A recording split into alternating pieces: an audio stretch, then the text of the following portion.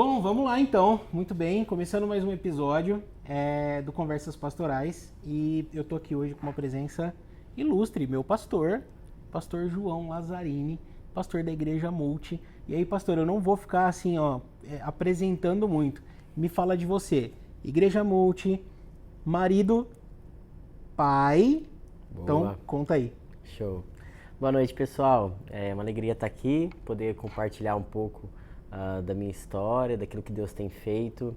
E, bom, eu sou João, sou filho de pastor, meu pai é pastor batista e cresci na igreja, conheci a Lari na igreja também, então foi todo um processo ali que a gente viveu junto, né, a nossa infância e entre idas e vindas, uma hora a gente se encontrou. Legal. Né? E aí a gente recebeu, né, esse chamado de Deus, entendendo que isso não era só algo que eu devia abraçar, mas algo que nós como família estávamos abraçando. E foi muito legal todo esse projeto, porque no momento em que Deus começou a incomodar meu coração, foi o mesmo tempo que eu conheci a Lari. E a gente começou a namorar, então foi um tempo muito bacana. Que a gente pôde ir se conhecendo e ao mesmo tempo Deus confirmando tudo aquilo que Ele estava semeando no nosso coração. Uhum. E aí a partir disso casamos, constituímos família e tudo mais. E aí veio o bebê agora, o Mateusão, que é o nosso primogênito. Tá no caminho. Tá no caminho aí, tá no forno, a gente fala, né? Uhum. 6 meses a Lari tá. E a gente tá muito feliz com isso, de estar vivendo tudo isso agora na Multi também, Legal. nessa igreja onde a gente vive e compartilha, né, a fé. Então isso é muito legal. Massa. Então, antes da gente chegar lá na Igreja Multi, eu queria não necessariamente ouvir a história, mas se você tiver... A gente já teve a oportunidade de conversar algumas vezes, e em uma delas eu tive a oportunidade de ouvir um pouco da sua história. E aí eu acho que ser filho de pastor, a gente já sabe que carrega-se uma bagagenzinha ali Sim. diferente das outras crianças e adolescentes e até mesmo jovens da igreja. Como é que foi para você ser filho de pastor? Como é que foi isso dentro de casa e como é que foi isso na igreja? Legal, boa. Cara, eu acho que dentro daquilo que eu já conversei com outros filhos de pastores, eu tenho um privilégio muito grande. Porque muitos relatam às vezes assim, nossa, cara, meu pai às vezes era uma coisa na igreja, outra em casa, ou às vezes alguns relatam que a cobrança, né, que a igreja colocava era muito pesada, ou que viu o pai sofrendo muito, passando por muito perrengue na igreja, né? E graças a Deus, assim, a caminhada do meu pai, tanto como líder da nossa família, como líder da comunidade, sempre foi muito estável. Então, assim, eu vejo uma coerência muito grande na pessoa que eu via na minha casa e que para mim era o meu pai, e na pessoa que estava na igreja, à frente da comunidade, pregando. E eu acho que isso é um privilégio, cara, porque assim, graças a Deus eu tenho mais memórias positivas do que negativas do ministério do meu pai. Legal. E isso não foi um empecilho. Tanto que meu pai sempre falou assim, que ele não nos criou para que a gente fosse pastores. E porque eu digo isso porque eu tenho um irmão que é pastor também. Tá. Ele não criou a gente para ser pastor, ele criou a gente para ser filho, para a gente ser crente, para a gente obedecer a palavra. Só que ele sempre disse, olha, se Deus chamar, obedeça. Então, assim, eu vejo que tudo que eu vivi com meu pai, tudo aquilo que a gente viveu junto no ministério, né, eu fazendo parte da família pastoral, contribuiu para depois eu responder a isso, não como, nossa, cara, mas eu vi o que meu pai passou e tal. Eu sempre olhei e falei assim, cara, que da hora ser pastor, da hora estar na frente da igreja. Não era uma coisa negativa para mim, era uma coisa que, assim, um privilégio. Legal. Né? Então, isso eu acho que é algo do que eu já conversei com muitos outros filhos e com pastores também, que às vezes abrem o coração e falam, poxa, meu filho se perdeu no caminho, né? Meus filhos acabaram divagando para outras comunidades ou às vezes para até outras religiões. Eu vejo assim que meu pai conseguiu sempre trazer essa estabilidade, sabe? O ministério que a gente ficou mais tempo foram 14 anos. Então, foi a igreja que eu cheguei com 2 anos. E aí, quando eu tinha 16, o meu pai deixou o pastorado da igreja. Então, assim, ali que foi toda a minha base, toda a minha formação, como pessoa, como cristão, como filho, como adolescente também, naquela fase mais crítica, né? Uhum. E, cara, foi muito estável. Tipo assim, a igreja lá ia crescendo e as coisas iam acontecendo. Claro, tinha às vezes desafios, mas parece que os desafios nunca abalavam, sabe? Tá. A coisa sempre continuava. Tanto que esse período todo que ele passou ali na igreja foi um período de muita tranquilidade, Deus abençoando, a igreja crescendo. Então, ver tudo isso me deu uma perspectiva positiva do ministério. Tipo assim, cara, dá pra ser pastor e ser feliz ao mesmo tempo, sabe? Tipo isso. Tá.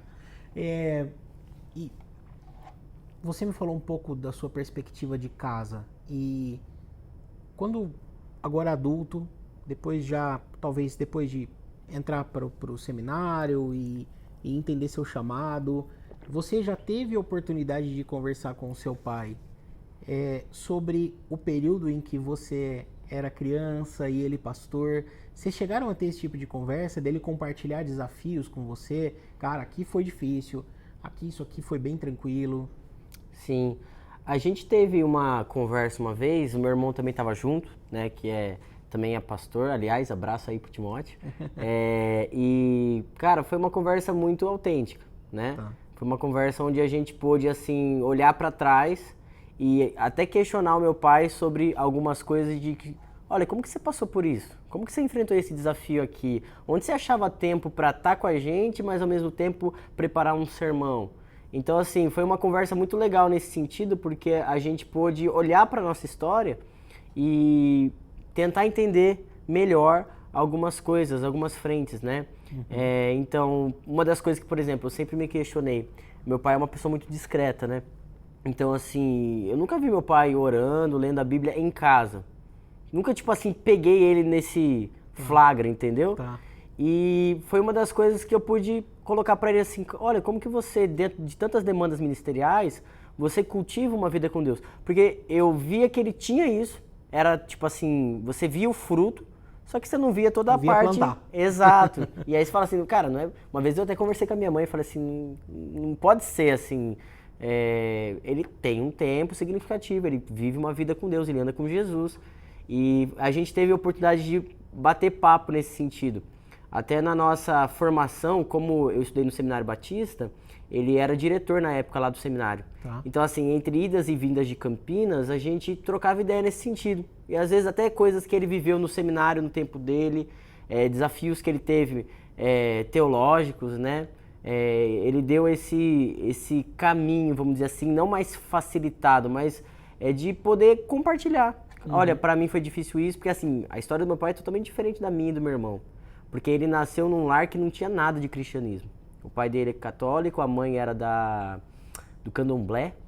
E, assim, a graça de Deus se manifestou salvadora. Cara, pouco provável, né? A todos os homens. Com 15 anos, a irmã dele levou ele pra igreja. Na época, a igreja congregacional.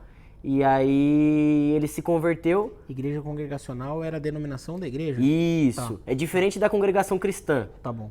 A congregacional não tem muito aqui na nossa região, tá. Mas ela eu mesmo nunca ouvi fora falar. do estado de São Paulo, ela tem até uma relevância, assim, legal. Mais igrejas, né? Lá na época em Mococa, uma cidade bem interior de São Paulo. Então, né? Perto de Mojimirim, né? É. E aí, cara, foi legal, porque assim, dentro desse contexto, ele com 16 anos se converteu, com 18 estava no seminário. Caramba. Então, assim, é o que ele fala pra gente, assim, ele não sabia metade das histórias bíblicas. Os professores falavam sobre Abraão, Isaac, Jacó, quem são esses? Porque ele não cresceu nesse ambiente cristianizado. E a gente já teve esse privilégio de ir pro seminário, e não é que eu já sabia grego, mas assim, já tinha noção de que o Novo Testamento foi escrito nesse idioma. Claro. Entendeu? Então, assim, eu já cheguei muito mais ambientalizado do que o meu pai. Então, assim, essas trocas de figurinha foram muito legais. Legal. E principalmente, assim, do namoro dele com a minha mãe, como eles se conheceram. Porque a gente viveu coisas semelhantes, né? Quando tava conhecendo a Lara, então, assim, isso foi bem legal. E até hoje, assim, a gente às vezes senta para conversar e fala, mas como que é isso aqui, né? Então, é bem bacana. Então, pelo que você tá me falando, dá para ser filho de pastor e ser feliz também. Com certeza. Legal. Dá. Agora, você me falou o meio copo cheio. Tem um meio copo vazio de ser filho de pastor? Mesmo certo. Na sua história, teve um meio copo vazio? Eu acho que nesse sentido existem desafios. Não foi uma coisa declarada, mas internamente eu senti uma pressão. Assim, mas era uma pressão, como eu falei, não externa, interna. Assim, uma cobrança deu comigo mesmo de saber assim, cara, meu pai é uma pessoa importante, as pessoas admiram ele. Né? E eu tava falando até do seminário, né? Quando eu cheguei no seminário, cara, todo mundo falava do meu pai, mas assim, o professor, o teólogo, o diretor, né? Então, assim, eu sentia que, assim, de alguma forma eu tenho que tentar corresponder a isso, né? Então, nunca foi uma coisa, assim, que ele exigiu da gente, mas eu me cobrava, né? Então, quando criança, né, cara, a gente aprontava no departamento infantil, a tiazinha ia denunciar a gente, mas assim, faz parte do processo de educação, né? A gente é pecador, então assim, às vezes eu extrapolava, por exemplo, no departamento infantil, desrespeitava um colega, alguém ali, e aí meu pai tinha que me disciplinar como qualquer outro pai, né? Então isso marcou muito a minha infância, assim, de que, olha, ele sempre deixou claro não os objetivos dele, a meu respeito, os objetivos de Deus. Legal. Então isso me fazia temer a Deus, acima de temer ser filho de pastor, entendeu? Perfeito. Então isso foi muito legal, porque assim, a cada vez que ele tinha que corrigir, disciplinar, ele não colocava as coisas no seguinte termo, né? Olha, eu sou pastor, eu sou cobrado, você tem que me ajudar, né? Ele não colocava a pressão que, cara, podia estar sobre ele, né? E as pessoas talvez o cobrassem dessa forma, ó, seu filho, né? Felizmente está aprontando. Mas foi legal. Pô, seu filho, seu pastor. Exato, cara, o que né? você vai fazer? De novo, né? Mas ele não acobertava, mas também não deixava de colocar assim, olha, isso aqui tá errado por causa disso, disso, disso. E você precisa ter um outro comportamento. Então isso pra gente, conforme o tempo foi passando, foram diminuindo essas necessidades de... Porque a gente foi amadurecendo, exato. E a gente foi crescendo entendendo assim, olha... Eu preciso ter uma conduta, mas não porque eu sou filho de pastor, mas porque eu sou filho de Deus, porque Deus me ama. Então, assim, mas eu tinha uma cobrança, assim, eu tinha dentro de mim, eu falo que é uma coisa que eu me cobrava de ser o filho do pastor e de ter essa posição, embora não foi algo que eu escolhi, né? Mas... Perfeito, perfeito. Legal. E, bom, isso em casa. Na igreja... Então, pelo que você está falando, me parece que, por mais que houvesse algum tipo de cobrança ou alguma coisa, você não tem conhecimento daquilo que ia para o seu pai. Não tinha da igreja uma cobrança, mesmo que velada, ou mesmo que nas entrelinhas, ou implícita e não explícita, né? Tinha isso da igreja com você? Você sentia isso quando criança, adolescente? Olha, não chegava muito na gente, assim. O meu pai, ele conseguiu muito bem blindar as coisas. Então, assim, o que tinha, é claro, os amigos, que, você é filho do pastor. Então, assim, até minha esposa, esse é um caso a ser, né, tratado ainda, né. Na adolescência, ela foi até o meu pai questionar sobre a minha conduta. Mas tipo assim, olha, eu vim aqui falar sobre o seu filho e tal, e o meu pai, lógico, sabia que ela já estava apaixonada naquela época, né? Então assim, o que acontecia às vezes era isso. Assim, teve, por exemplo, essa reclamação direta, né? Poxa, o João, né? E aí de alguém que também é da igreja, tá no seu direito, né? Perfeito. Mas, tipo, eu fiquei sabendo isso depois. No momento que isso aconteceu, cara, eu não me lembro de ter falado sobre isso comigo, entendeu? Assim, de ter vindo me cobrar. Porque ele sabia que também talvez era parte do meu processo de maturação, de, olha, entender quem eu sou e tudo mais, né? Então, eu vejo assim que a gente foi muito protegido. Até assim, problemas que a igreja tinha, que não eram a nosso respeito. A gente não ficava sabendo, e se ficasse era uma coisa assim... muito pontual, já chegava mastigado pra gente. Então, assim, na nossa casa, a gente falava sobre a igreja, porque a gente ama a igreja, mas o meu pai nunca expunha o lado ruim da igreja. Eu acho que ele, intencionalmente, ele nos protegeu disso. Legal. De tipo assim, olha, a igreja, cara, tem os seus lados difíceis, tem as pessoas difíceis, mas ele sempre nos colocou debaixo do guarda-chuva, que é ele mesmo. Então, isso é uma coisa, assim, louvável até. Porque muitas vezes acaba que a roupa suja é lavada, né? Em casa. Sim. E aí o filho vai pra igreja já mirando aquele irmãozinho que... E a gente não teve isso, cara. Assim, eu Vai me fazer lembro... justiça, né? Tem uma teve coisa natural, né? uma assembleia, assim, que na Igreja Batista as assembleias às vezes são um pouquinho mais acaloradas, mas assim, foi um caso muito pontual de uma família que se levantou e assim, não teve o que meu pai fazer, porque assim, foi no meio do rolê, a gente viu, né? Mas foi uma coisa que depois foi tratada e isso não comprometeu todo o processo, sabe? Então eu vejo que assim, cara, talvez você reclamasse de mim, mas não chegava muito não. Não O era que pra chegava você, então, diretamente pra você não Exato. tinha. Até porque eu tinha outros 2 irmãos, né? Tenho. Então assim, eu vejo que a igreja sempre nos tratou com muito carinho, porque ela nos viu muito pequenos. Então assim, o meu irmão mais novo, ele chegou na igreja e tinha 1 ano. Então assim, a igreja nos pegou no colo, a igreja nos abraçou, nos acolheu, viu a dificuldade que é, poxa, 3 crianças pequenas, né? Eu vou ter um daqui a pouco, eu não sei como que teria mais 2 nesse rolê assim. Mas a igreja acho que entendeu muito bem isso. E meu pai e minha mãe eram muito novos, então assim, eles tinham 30 anos, 3 filhos e um ministério para tocar. Então eu vi que a igreja naquela época, e o que eu lembro é isso, o pessoal sempre apoiando. Sabe, os mais velhos sempre dando suporte, dizendo, ó, quer que eu fique com eles? Quer que eu cuide? Ó, e minha mãe, cara, cantava no louvor, então imagina só, né? Meu pai subia para pregar, minha mãe para cantar e os meninos lá, entendeu? Solto, livre, leve, solto. Então assim, nisso tinha muita gente ajudando. Tinha uma rede de apoio na comunidade. Exato, Então. e que vinha da comunidade. Legal. Isso que eu acho muito legal, porque assim, meu pai é de Mococa, interior de São Paulo, minha mãe é Rio de Janeiro. Eu ia falar Rio Grande do Sul, não sei porquê. Rio de Janeiro, cara. Então assim, quando eles vieram pro seminário em Atibaia, ambos abandonaram suas vidas.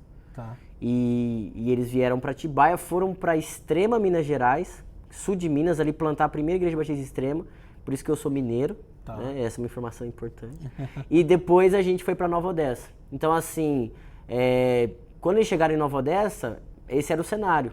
Olha, nós somos forasteiros nessa terra, somos de outros lugares, nossos filhos nem nasceram aqui, mas nós estamos aqui para servir. E a igreja lá na época tinha 6 anos de história, então assim, ele era o segundo pastor da igreja. O plantador tinha deixado e a igreja estava nos seus desafios aí de continuidade, no processo que a igreja estava enfrentando na época. Então, foi bem legal. Legal, então quer dizer, dá para ser pastor e ser feliz? Dá para ser filho de pastor e ser feliz? Sim. E dá para ser igreja com a família do pastor e ser feliz também? Exato. Massa, legal. Bom, então, caminhando, você teve uma consciência do seu chamado.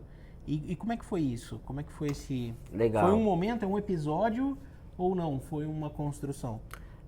Foi uma construção, com momentos marcantes, claro. E parte dessa construção, por incrível que pareça, teve efeito com a saída do meu pai da igreja. Então, assim, meu pai ficou ali 14 anos, chegou um tempo que o ciclo fechou, né? Ele era diretor da faculdade teológica, então assim, tinham muitas responsabilidades, ele estava dividindo isso com a igreja. E era uma igreja de bairro, assim, uma igreja com 150, 200 pessoas. Então, ele era o único pastor, tinha um outro pastor auxiliar, mas ele era o pastor titular. E ele já vinha de todo o processo, né? Então, chegou um momento que ele olhou e falou assim, eu não consigo levar a igreja para o próximo estágio. Esse era o sentimento, né?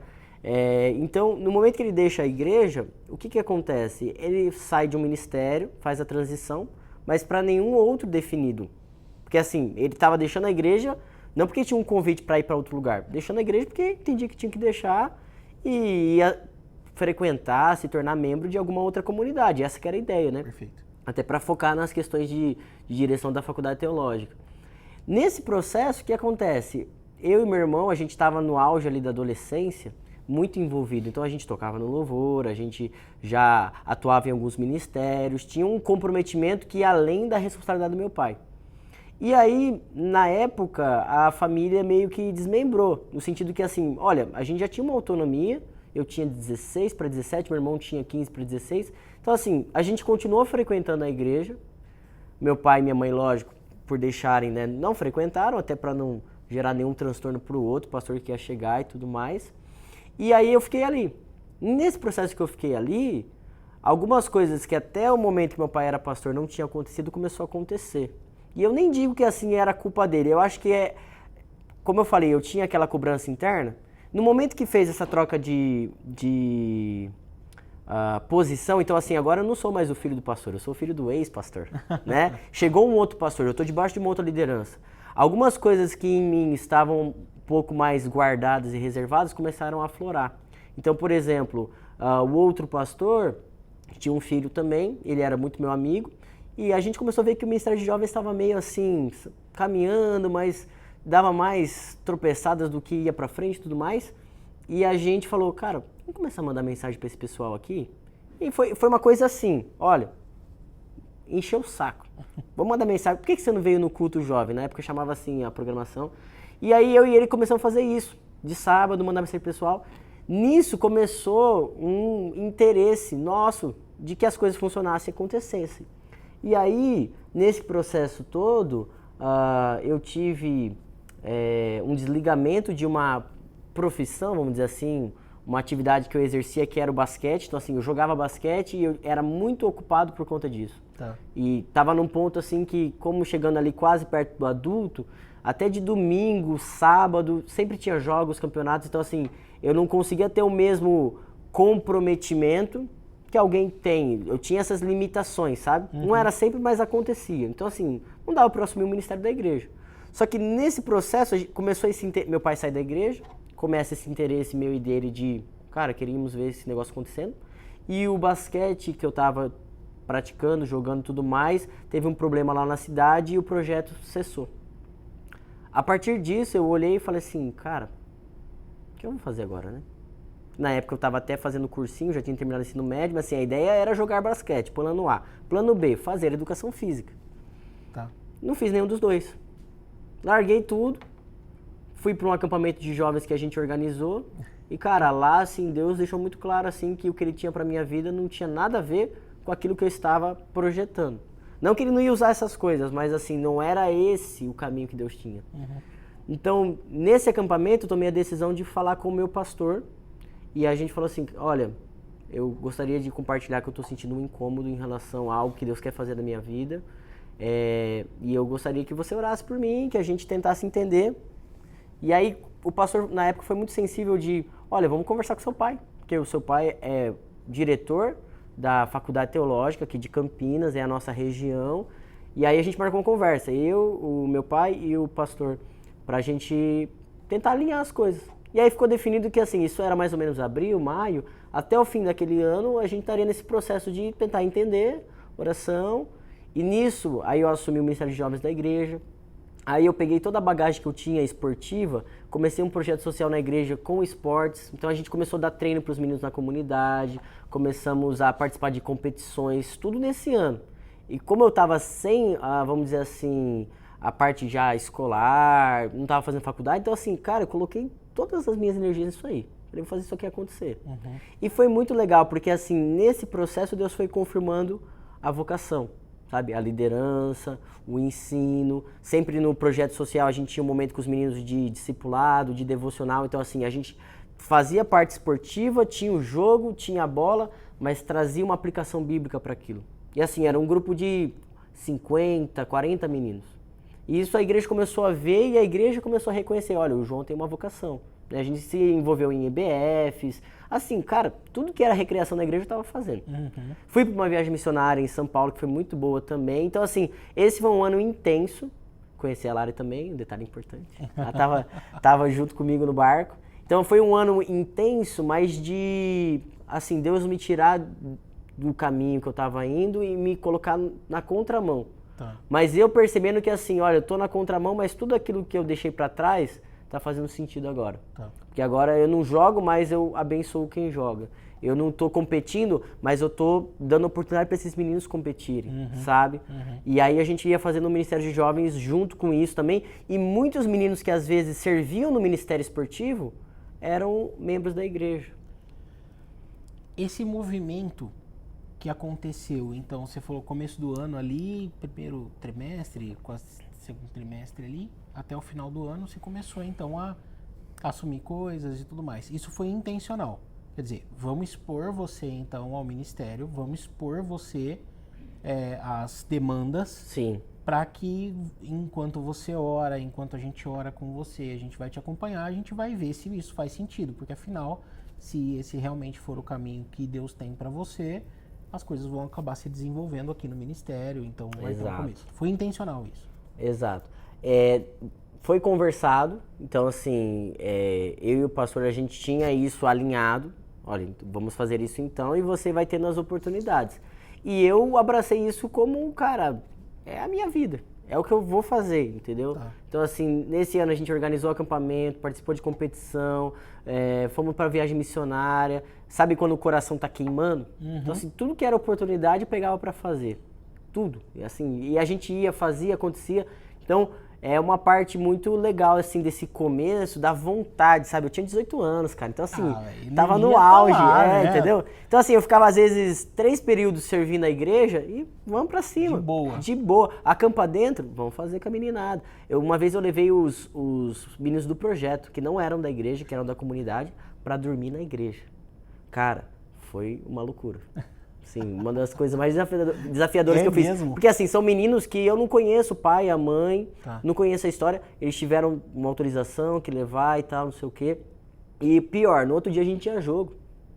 Então assim, foi legal pra caramba, mas não foi estratégico, porque eles chegaram arrebentados no jogo. Cara, não jogaram Acampa nada. dentro, a última coisa que você faz é dormir. Exato, então assim, a gente olhou e falou assim, vamos reproduzir de novo isso, mas o que foi legal nesse processo?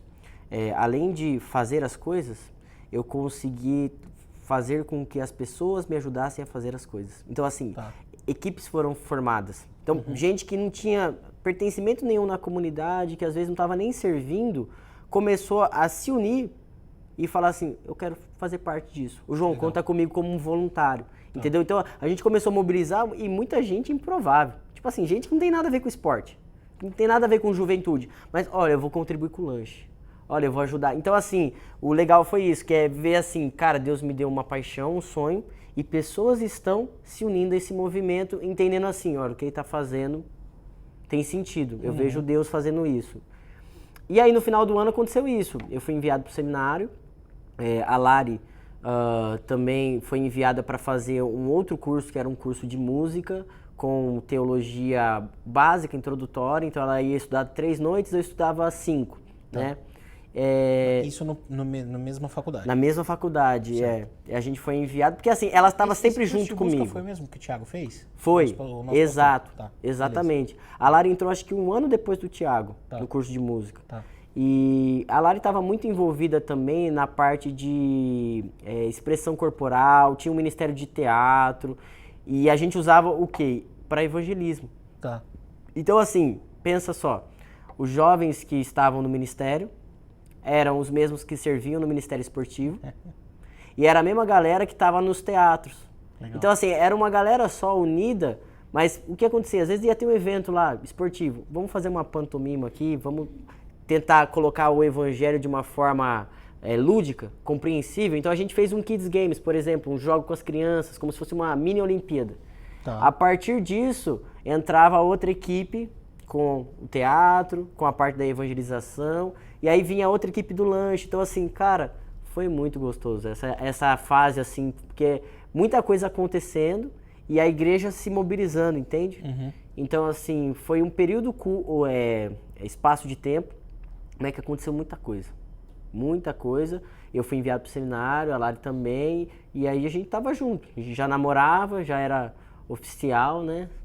E a gente tava caminhando. Foi bem legal. E o que me parece é que eu sou convicto de que ninguém faz nada sozinho. Sim. Mas me parece que Deus colocou pessoas estrategicamente no seu caminho, e o que tá me parecendo é que você soube aproveitar essas oportunidades que Deus foi colocando no seu caminho para que você chegasse aqui onde você está hoje. Cara, com certeza. Eu tenho plena consciência de que Deus, ele colocou pessoas improváveis no caminho de alguém que era mais improvável ainda.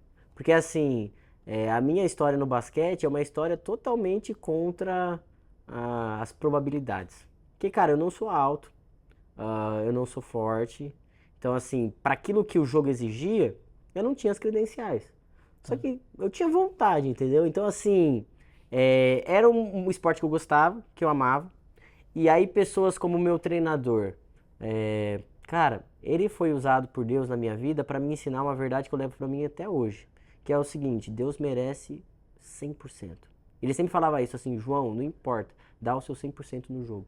Só que faz isso para Deus, joga com um propósito. Lembra da audiência de né? Quer vocês comam, bebam, façam tudo para a glória de Deus. Então, assim, sempre que eu entrava em quadro, eu tinha essa consciência. Eu não tô aqui para agradar as pessoas, eu não tô aqui para ser o maior esportista, eu tô aqui para honrar o meu Deus.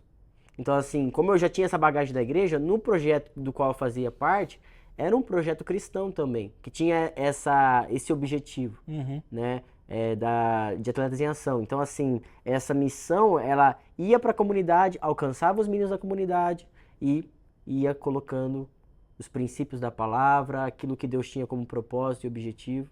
Então, foi uma pessoa que marcou profundamente a minha vida, nesse sentido de até em algum momento olhar para mim e falar assim: João, por que você não faz isso com outros? Tipo assim, você vivenciou tudo isso na sua infância, certo? Foi bom pra você? Ótimo. Por que você não passa isso pra frente? Tá. Então, no momento em que eu virei a chave de tentar ser jogador e agora ser um líder na minha igreja, essa pessoa foi muito importante, né? O Rogério, que hoje é líder de transição, ele foi o cara que, assim, colocou uma pulga atrás da orelha. Fez a pergunta: por que você não faz?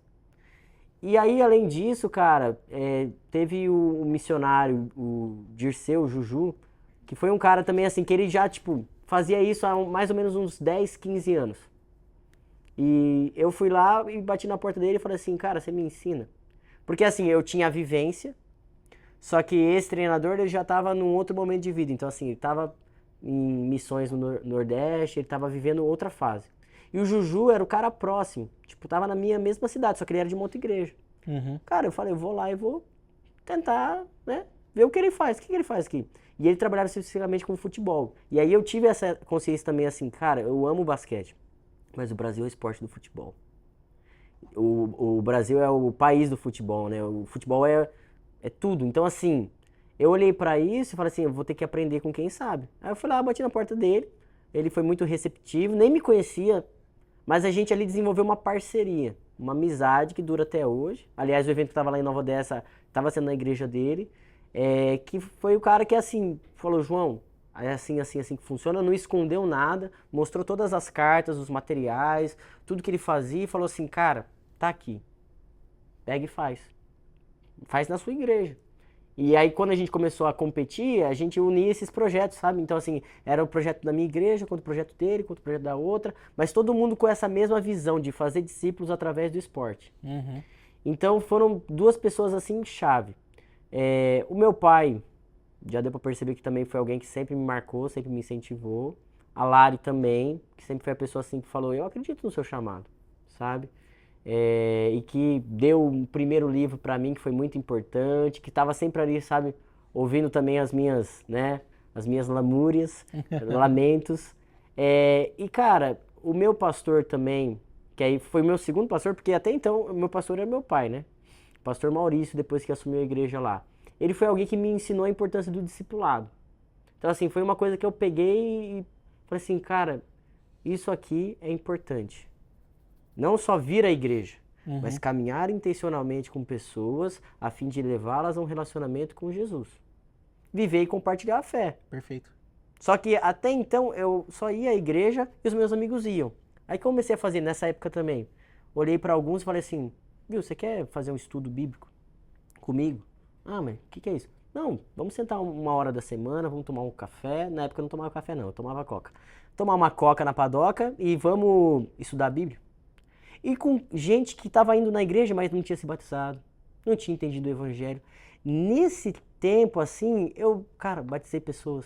Que legal. Junto com o meu pastor, teve pessoas que chegaram até os pés de Jesus. Então, assim, como eu falei, foi muito intenso, só que foi tudo, assim, tentando absorver o melhor de cada um. Então, assim, a Bíblia fala sobre isso, né? Reter o que é bom. Então, cada líder que eu tive na minha vida, eu tentei olhar e falar assim, o que eu posso tirar dessa pessoa? E o que eu posso trazer isso para minha vida e eu não tenho? Legal. Então, o pastor Maurício foi isso, foi a questão da pregação expositiva, pregação sequencial, assim, eu até então falei, cara, por que ele vai pregar assim, né? Começou em Marcos 1, foi até Marcos 16, mas assim, ensinando a Bíblia para a igreja. E a questão do discipulado, que é algo que eu faço até hoje. Assim, tenho reproduzido isso desde 2015, há 9 anos, e é o que as pessoas falam que é o que, não o que dá mais resultado, mas é o que de fato faz a diferença. Tá. Quando você caminha com as pessoas do jeito simples que Jesus caminhou. Vamos andar com elas, vamos conhecer elas, vamos ensinar a Bíblia, falar do que a Escritura diz e vamos estar ali, né? Lado a lado, né? E no fim do dia, eu acho que não só os pastores, qualquer profissional, qualquer ser humano, mas o pastor especificamente, ele traz um pouco de cada pastor que pastoreou a vida dele, né? A gente Sim. carrega isso, entre coisas boas e ruins, mas a gente carrega um pouco dos pastores que passaram pela nossa vida, né? Uhum. E quando você se formou na faculdade, logo você já começou a pastorear do ponto de vista profissional? Nesse processo, a minha entrada no seminário, ela gerou também uma mudança de igreja, né? Na época, a Igreja Batista do Redentor fez um convite para que eu e Lara estivéssemos lá estagiando, né? E nesse processo também, o que aconteceu? Como todo ministério, a gente, na medida que foi caminhando, foi encontrando também desafios. Então, assim, eu estava muito afim de fazer as coisas na igreja, muito afim de trabalhar, só que a igreja foi tendo desafios, questões relacionais, pessoas que foram se machucando, e nisso, algumas coisas não estavam tão bem ajustadas. Então, assim, eu tive boas conversas com o meu pastor na época, de, tipo, poder expor o que eu estava pensando, e que não necessariamente era o que ele pensava, e a gente, em alguns pontos, teve discordância. Do modus operandi, vamos dizer assim, do jeito de fazer. Né? Eu olhava e falava assim, cara, mas eu vejo assim, não, João, tudo bem, mas como pastor eu estou entendendo que é dessa forma que a gente vai caminhar, e eu, ok, mas eu não consigo deixar de ver dessa forma também, né? E a gente ter a possibilidade de discordar, né? Da ideia, não necessariamente da pessoa.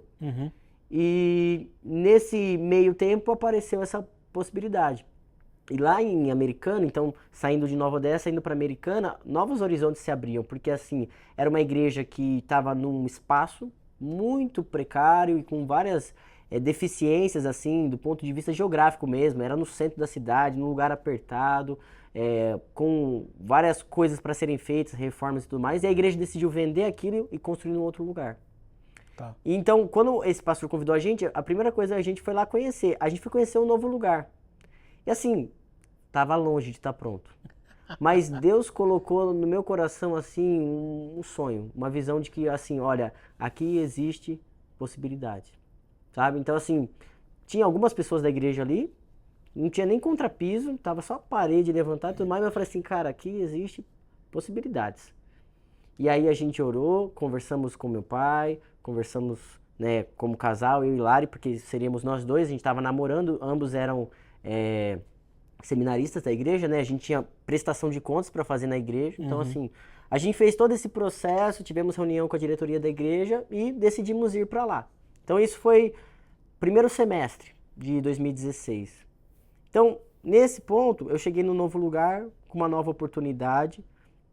E o pastor que estava lá era um pastor que já tinha caminhado com meu pai. Então, tinha essa conexão.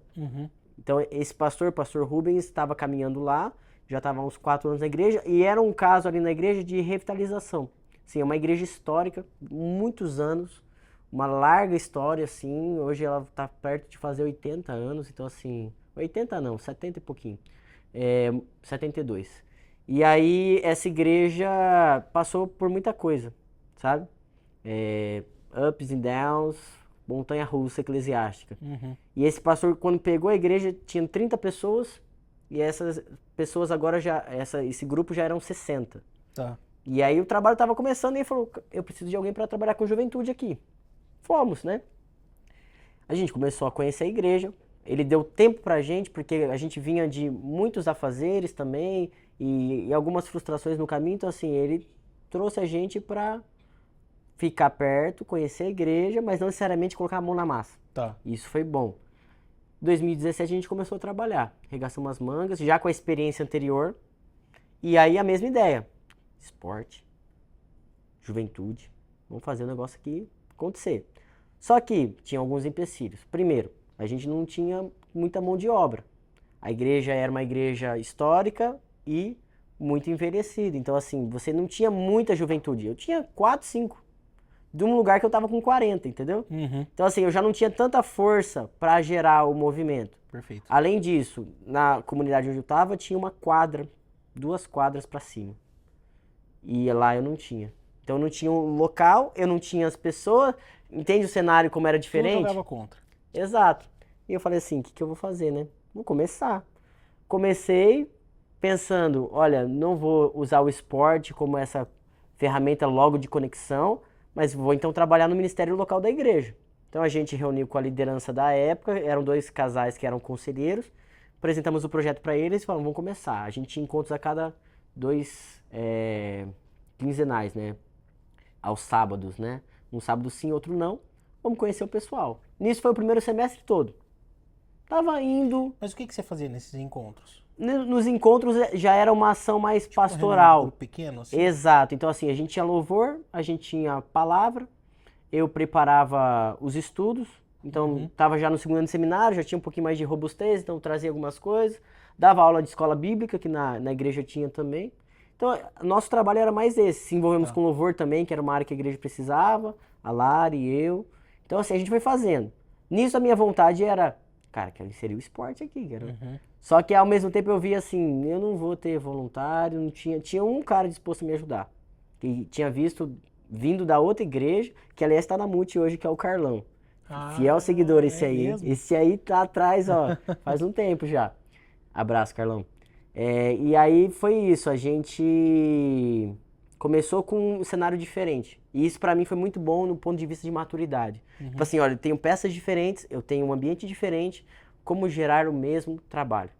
Não dá. Impossível você replicar a mesma coisa, né? Então eu falei assim, vou pegar o que eu fiz de bom lá na outra igreja, vou trazer pra cá. E aí a gente começou. Só que nesse intervalo, o pastor que estava à frente deixou o ministério. E aí pra gente ficou um ponto de interrogação de entender assim, por que Deus nos trouxe pra cá? Porque ele tomou a decisão, ele tinha todas as credenciais para tomá-la, era uma decisão que cabia a ele, né? E a diretoria foi comunicada, eu fui comunicado como seminarista, e na época a igreja tinha um vínculo com a gente já de pagar seminário, dar uma ajuda de custo, então assim, a gente estava sendo cuidado pela igreja, né? Claro que tinha toda a reforma lá, toda a parte do tempo para ser feita, então tinha muita coisa que ainda estava engatinhando, mas estava indo. Aí o pastor deixou a igreja entrou num processo de sucessão pastoral. Foi um momento, e aí para piorar... E pra você foi a segunda vez passando por isso, né? Exato, eu tive a bagagem do meu pai, né, que saiu, e agora é essa. E o seminário também, instabilidades, problemas, o meu pai, que era o diretor, foi demitido. Então, assim, foi um momento ali em 2017 que... Tudo junto. Tudo junto. No mesmo semestre, no mesmo mês, para ser sincero. E aí a gente ficou... O que Deus está fazendo? Né? Ao mesmo tempo, eu já estava há 2 anos namorando com a Lari. E assim, claro, algumas coisas têm que acontecer. Eu não trabalhava na época fora, né? Então foi um momento assim que eu tomei decisões que não foram necessariamente ministeriais, mas que foram reais. Tá. E assim, preciso de um trabalho em primeiro lugar. Porque eu não sei o que vai acontecer na igreja. Eu tô aqui full time, mas a igreja não me sustenta full time e não tem essa necessidade, né? Perfeito. Pra mim era ótimo, tinha tempo pra estudar, pra ler, pra fazer as coisas. Consegui um trabalho. A partir disso, vamos esperar o que vai acontecer na igreja. A minha vontade era mudar de seminário, porque o seminário era uma coisa que estava me deixando bem descontente, porque assim, no seminário a gente saiu de, tipo, ter 5 aulas na semana para ter 2 aulas na semana, 2 dias de aula. Entendi.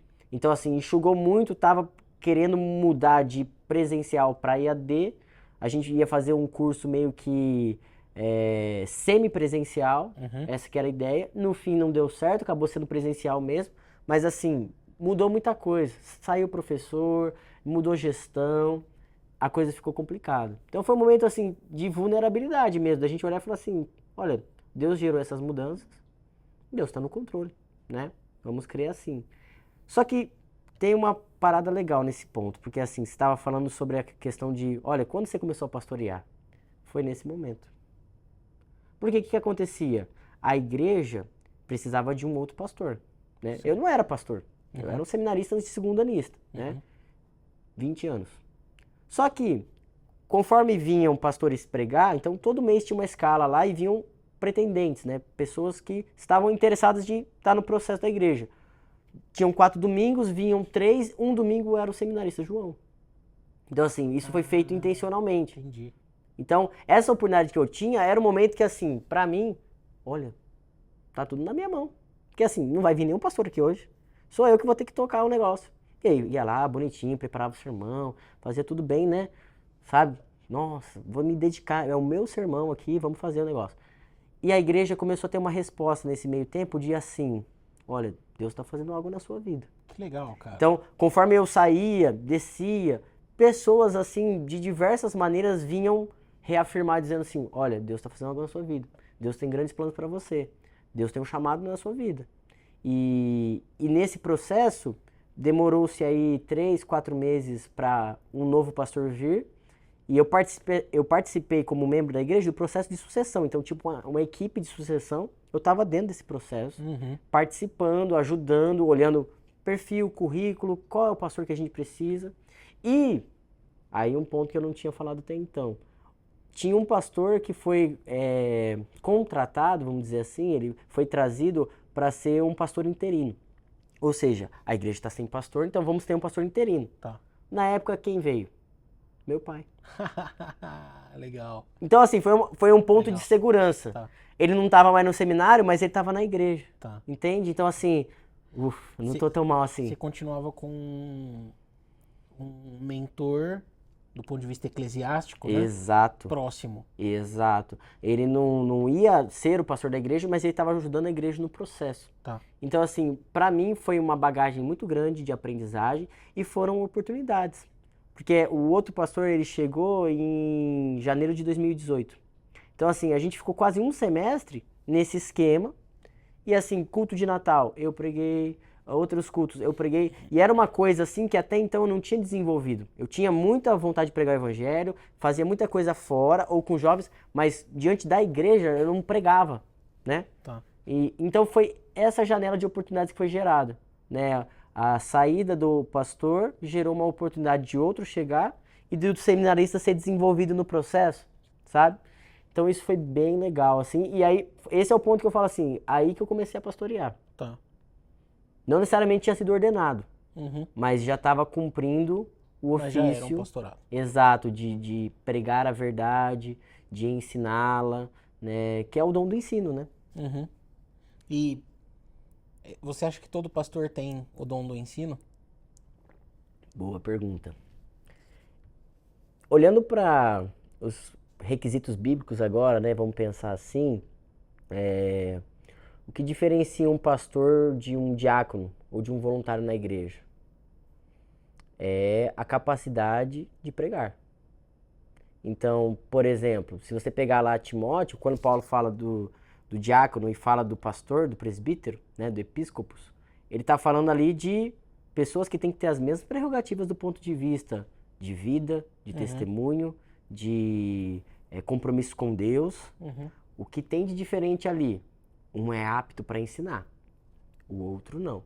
Então, assim, eu creio que todo pastor, ele precisa ser apto a ensinar. Faz parte da identidade dele como ofício, Tá. né? Claro que uns vão desenvolver mais do que outros. Perfeito, como qualquer coisa na vida, Como né? qualquer coisa. Uns se destacam mais do que outros, Perfeito. né? Mas ambos têm que ser aptos para ensinar. Porque senão você vai ter gente que está à frente da igreja e que devia estar nos bastidores. Por quê? Porque se a pessoa não é apta para ensinar, ela deve ser um voluntário, deve ser um diácono, deve ser um baita membro comprometido.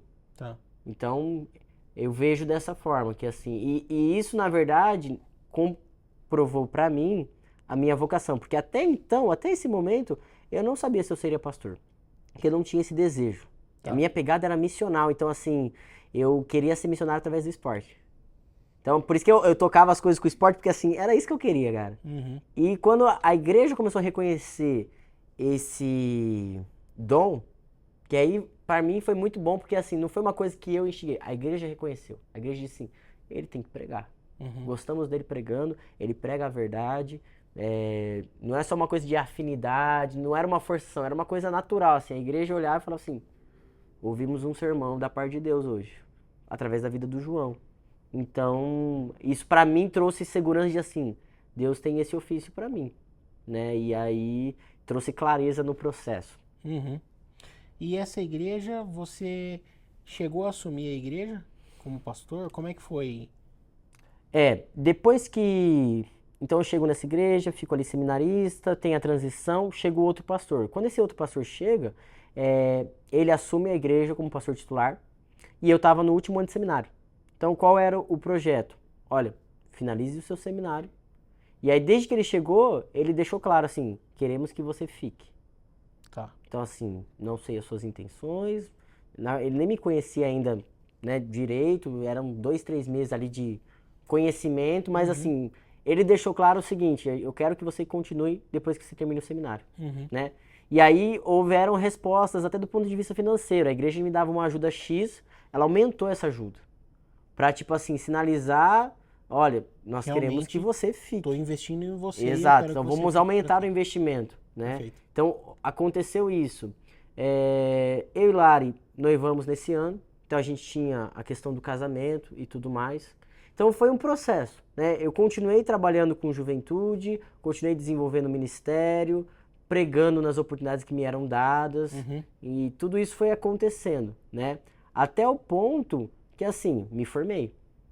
Aí no meio batista, uma vez que você tem alguém que é formado, a igreja precisa solicitar um exame, né? A gente chama de concílio. É um concílio onde o candidato é examinado por outros pastores e mediante a aprovação ou não, ele é encaminhado e ordenado para o ministério.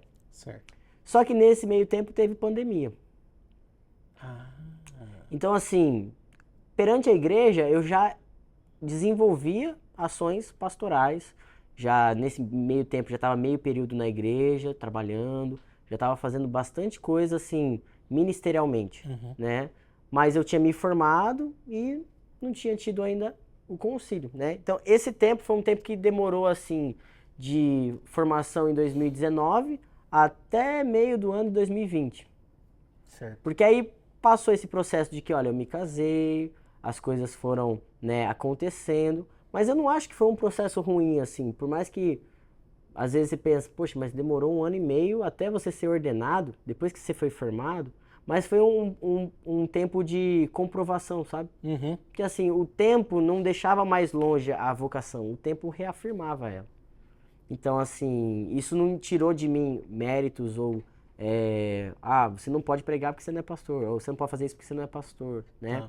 A igreja já reconhecia, mas era uma questão de oficialização, né? Tinha esse processo que, olha, a gente tem essa tradição, a gente tem essa maneira de fazer as coisas, e aí foi isso que aconteceu. Então, eu passei por esse processo, casei, fiz o exame, passei, e aí teve a consagração. Só que aí tudo isso demorou muito porque época de pandemia, vamos esperar aliviar um pouquinho aquelas restrições para ver se a gente tem um culto presencial, se a gente não teve. A gente teve um culto presencial restrito, pessoal com máscara ainda, né, final de 2020, mas que foi marcante, assim, porque já estava ali na igreja há 4 anos, e aí o processo que aconteceu, né, ele deixou as coisas muito claras. Então assim, nossa, o João chegou, namorava, noivou, casou, finalizou o seminário, teve um testemunho conhecido diante da igreja. Então, para mim foi bom porque não apressou as coisas, deixou as coisas no seu tempo. A pandemia deu uma segurada, assim, eu acho que sem a pandemia talvez eu teria sido ordenado antes, mas também aprove ao Senhor, né? Foi uma outra fase, assim, de bastante provação, né? Considerando todo esse período da sua história até a sua chegada na Igreja Multi, tá? Até ali. Teve algum momento que você sentiu que a igreja, e aí você pode entender tanto como instituição, quanto como igreja mesmo, a comunidade cristã, teve algum momento que você sentiu que a igreja jogou contra você? Você fala, cara, não, galera, estamos fazendo gol do outro lado, vocês estão fazendo gol do lado errado. Teve algum momento? Cara, por incrível que pareça, nesse processo todo, eu sempre vi a igreja respondendo, mas positivamente. De tipo assim, é isso, vamos Legal. fazer. Então, assim, tinham as dificuldades ministeriais, Uhum, né? De, uhum, olha, organizar, de planejar, de fazer, de decidir, definir. Mas assim, não é isso. Ou, vamos pro outro lado. uhum, Foi sempre uma resposta positiva. E nesse cenário, por exemplo, a gente tinha um grupo enxuto de jovens, como eu mencionei, né? Eram 5, 6. Nesse processo, trabalhando, discipulando, caminhando com pessoas, as coisas foram encorpando. Então, assim, uhum. a gente saiu de um grupo que tinha 4, 5, para ter um grupo de 15, 20, que para o nosso contexto tinha um significado grande, porque era uma igreja que não tinha juventude, Uhum. não tinha trabalho com nova geração, entende? E a gente ver esse trabalho também nesse processo foi legal. Perceber outros se chegando, e assim, pessoas improváveis, gente que nem era da igreja. Cara, a gente testemunhou adolescentes chegando sozinhos, na força de Que Cristo. massa. Porque, tipo assim, a família jogando contra. Eu presenciei isso. Pai e mãe não que não incentivava o filho. Não, você não vai hoje. Não, eu marquei pra gente sair. Por quê? Porque a pessoa que não é cristã, né? Ela não tem essa visão de que, olha, domingo é importante. Ela não entende, nossa, mas meu filho vai sábado e domingo pra igreja? Que parada é essa, né? Fanatismo. Então, assim, eu presenciei lá essas coisas acontecendo, assim, jovens chegando, porque Deus tinha um plano pra vida deles, Uhum. e estando no nosso meio ali, se convertendo, a gente viu nesse tempo muitos batismos. Então, assim, foi um processo que foi acontecendo, sabe? Um Legal. processo saudável e de resposta, né? Tá. E os que já estavam na igreja entenderam que, assim, a gente tem que abrir espaço para chegar o pessoal novo.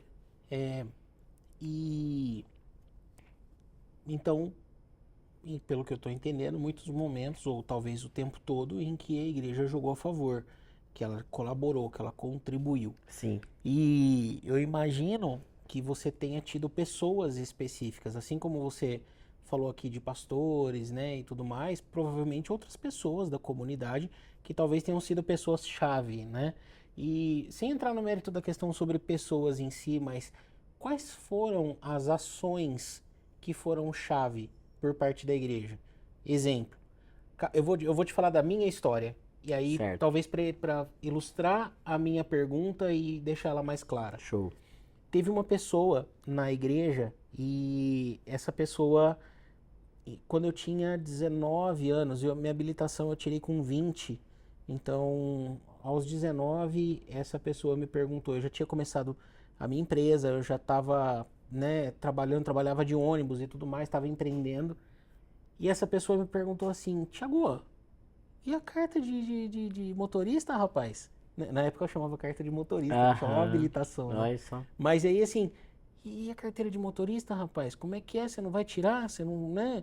Não vai comprar um carro? Imagina, amigão, eu não tenho dinheiro pra pegar um ônibus, eu tenho que ir até uma ponta da cidade, voltar a pé, torcendo pra ter o dinheiro do ônibus de amanhã, Uhum. né? Imagina, era uma realidade muito distante pra mim. Não, não, não, cara. Você vai dirigir muito ainda, você precisa ter uma habilitação. Se eu pagar metade da sua habilitação, você consegue pagar a outra metade? Falei, Ó, consigo.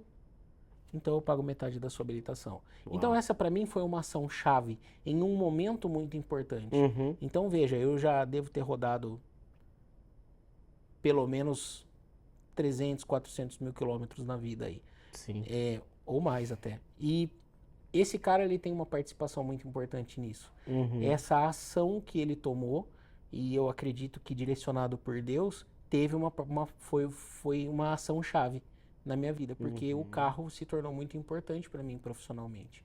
Na sua vida, nesse caminho, teve ações chave como essa, você lembra de alguma, como eu tô lembrando dessa? Sim, sim. Eu acho que primeiro a questão de sair da minha terra, da minha parentela e ir para a terra que ele me mostrou. Ou seja, eu era cria de Nova Odessa. E para ilustrar, eu fiquei na igreja mais tempo que meu pai. Porque meu pai saiu da igreja e Perfeito. eu fiquei. Perfeito. Entende? Então, assim, para eu sair de lá, se não fosse o convite desse pastor que, cara, ficou ali um ano comigo, depois Deus tinha um outro rumo para ele, mas assim, eu vejo que ele foi uma pessoa chave, que me levou para um lugar que eu não estaria se não fosse ele. Entende? Uhum. Outra pessoa, na época a igreja estava em reforma também. A igreja não tinha condição de pagar meu seminário. E aí teve uma pessoa chave que se levantou e disse assim, eu vou bancar. Deixa comigo. Legal. E esse é um caso assim de muita gratidão, porque tipo assim, essa pessoa esteve do meu lado nos momentos mais difíceis da minha vida. Que legal. Entende? Então assim, foi uma pessoa chave que assim bancou não só financeiramente, emocionalmente. Legal. Entende? De estar ali e dizer assim, estou aqui. Você e ele sempre falava isso, João, você sempre está do seu lado. Não importa, estou do seu lado. Legal. O pastor, quando chegou também, né, pastor Eber, que foi o pastor que eu trabalhei até o ano passado, né? Quando ele chegou e se posicionou também, deixou claro assim, quero que você fique, pra mim foi muito bom também, cara. Porque assim, pensa, um seminarista tá perto de se formar. Ele tá preocupado com o futuro. Uhum. Ele quer saber os rumos que Deus tem pra ele. Ele se posicionar de forma clara, pra mim trouxe muita segurança. Tá. Então, tipo, novamente, deixou claro o rumo. Olha, eu cheguei, independente do que vai acontecer, eu quero que você fique. Uhum. Foi uma coisa assim que Deus usou isso pra me livrar das minhas ansiedades e dizer assim, cara, eu vou ficar, Legal. vou trabalhar, posso arregaçar as mangas. E aí a gente teve também nesse processo, talvez uma última pessoa, que ela chegou na igreja depois que a gente tava ali, e logo que ela chegou, foi uma coisa muito doida, porque assim, ela chegou e eu tava bem na porta da igreja, ela era visitante. Eu acolhi ela, tudo bem e tal, não sei o quê, e falei, minha esposa, era uma mulher, minha esposa tá lá do outro lado, na época minha noiva. Você quer ir lá conversar com ela? E ela foi, atravessou a igreja toda, imagina, né? Até chegar lá onde eu tinha destinado. Não foi muito estratégico, ela devia estar mais pra cá, né? Mas tudo bem. E aí chegou lá, ela conversou com a Lari e ali iniciou uma amizade, uma identificação. Uhum. Essa pessoa, ela começou a caminhar com a gente e foi uma pessoa que a gente falou assim, olha, é alguém que está aqui não só para somar, para fazer diferença. Então assim, a gente trouxe ela para a equipe de liderança. Então era eu, a Lari, o Carlos estava envolvido na época e aí trouxemos ela. E aí foi alguém assim que potencializou muitas frentes. Porque a gente tinha um sonho, por exemplo, no coração de ter uma boa comunicação com as redes sociais. Era o Ministério de Juventude. Sim. Só que eu tenho as minhas deficiências e insuficiências, na verdade. Perfeito. E a Lari também, e a gente tentava fazer, a gente tinha já um Facebook, a gente não tinha Instagram, mas assim, a gente tinha as coisas acontecendo, comunicava, mas não da forma certa, não da forma bela, excelente. Tá. E essa pessoa chegou e, cara, trouxe um outro rumo pro negócio. Que legal. Ao ponto da gente conseguir desenvolver uma identidade visual pro ministério, a gente desenvolver uma comunicação mais clara e um posicionamento mais claro nas redes sociais, a gente conseguir registrar os nossos eventos. Então, assim, essa pessoa comprou uma máquina. Ela comprou para servir na igreja. E tipo, cara, ninguém pediu isso pra ela. Mas porque ela tava acreditando no processo. Legal. Nisso, a Lari ia discipulando ela e tudo mais. Então, assim, foi alguém que chegou e abriu caminho, sabe? E a gente teve o privilégio de, tipo assim, depois de um tempo, casar, ver ela, né, se unindo a outra pessoa, participar de todo o processo de consolidação dela na igreja, sabe? Então, isso foi muito legal. Foi marcante porque, assim, a gente se sentia em alguns momentos, eu e a Lari, sozinhos, né? Ela se sentia muito sozinha, né? E a gente percebeu que essa pessoa chegou e, nossa, Deus trouxe ela pra cá, né? Isso foi muito legal. Eu queria pegar um gancho sobre se sentir sozinho. Nesse processo todo, nesse período todo, você se sentiu sozinho? Com certeza. Muitas vezes? Muitas vezes. Porque, assim, a jornada ministerial, ela é solitária. Por si só. Tá. E eu creio nisso porque, por mais que tenham pessoas à sua volta, mas ninguém tem a responsabilidade que você tem. De fazer o que você tem que fazer e que Deus está te pedindo. Eu fui uma pessoa que sempre me cerquei de outros. Mas tinha momentos, cara, que assim, olha, as pessoas que estão à minha volta estão em outras igrejas. E eu tô aqui. E as coisas precisam acontecer aqui. Então, assim, por mais que o ministério cresceu, as coisas desenvolveram, mas teve momentos de eu sentar com Deus no secreto e dizer assim, não tá funcionando. Me sinto só, né? Eu acho que na vida do líder, né, na vida do pastor, esses momentos de deserto têm mais significado do que os momentos de vitória. Porque é nesse momento de deserto que Deus te forja. Então, assim, eu achava que eu tinha as capacidades para fazer as coisas acontecerem. Eu descobri que não. Que se não é o Deus que me fortalece, se não é a força dele na minha fraqueza, eu não consigo. Então, assim, teve momentos de solidão que não é porque, ninguém estava disposto a me ajudar. Mas era uma solidão de, olha, me sinto só. Tem um monte de gente à minha volta, mas eu me sinto incapaz, me sinto insuficiente. Deus, como é que eu vou responder essa pessoa? Como é que eu vou tomar conta dessa demanda? E aí, nesses momentos de deserto, eu buscava muitas vezes me isolar.